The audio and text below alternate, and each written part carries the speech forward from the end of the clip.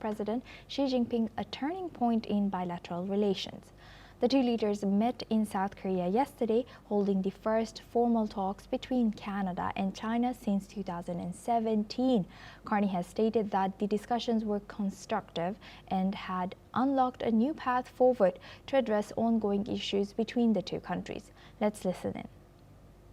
Yesterday, President Xi of China and I had the first formal meeting between the leaders of our two countries in nearly 8 years. We have to talk to each other if we want to make progress and address issues. We agreed this meeting marked a turning point in our bilateral relationship. We have now unlocked a path forward to address current issues and to build the enormous opportunities between our two countries, including in agriculture, energy, clean technologies, tourism, and cultural exchanges. I have accepted President Xi's invitation to visit China in the new year. Now, upon accepting President Xi's invitation to visit China next year, the Canadian Prime Minister has actively directed his ministers and officials to work closely with their Chinese counterparts to resolve challenges and explore new areas of cooperation and growth.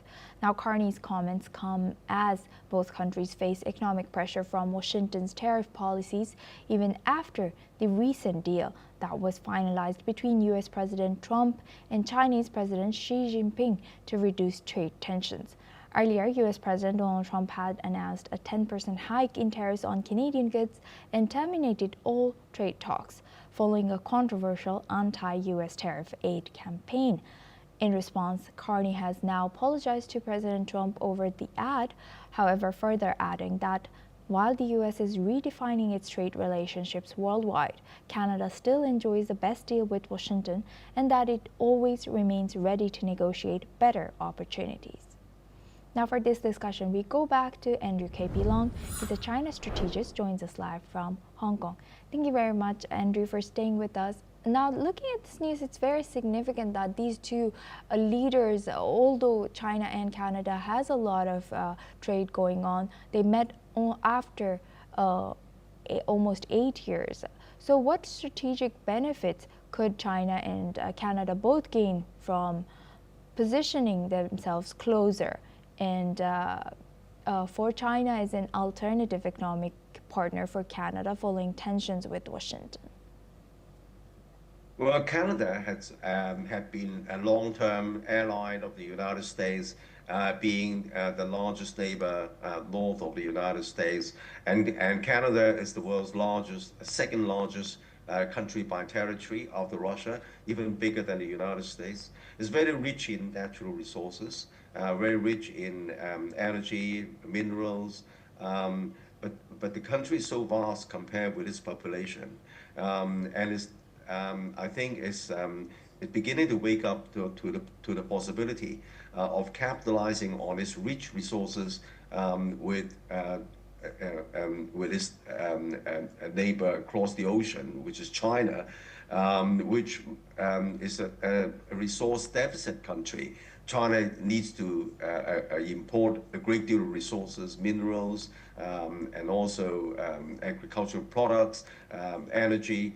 And Canada has great deal abundance of these, but most importantly, the trust in its southern neighbor, the world's largest country and the world superpower, the United States, has now been shattered because when President Trump regained the White House, the first thing he wanted to make Canada the 53rd state of the United States.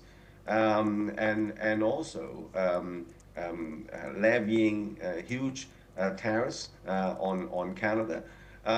So I think that there is a great deal of disillusionment on the part of the Canadian people, on the part of the Canadian government, including its Prime Minister, that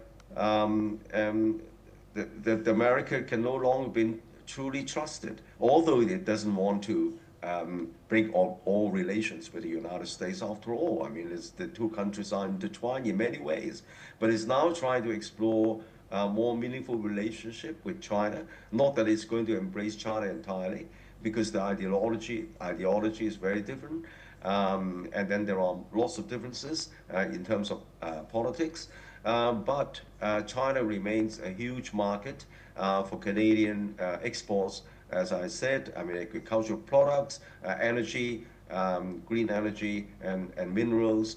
And also geopolitically, China is a very good countermeasure against President Trump's coercion.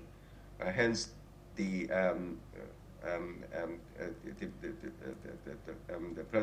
Prime Minister of Canada said the way he would like to visit China for the first time in many years. And this, he also highlighted, is a turning point in Canada-China relations.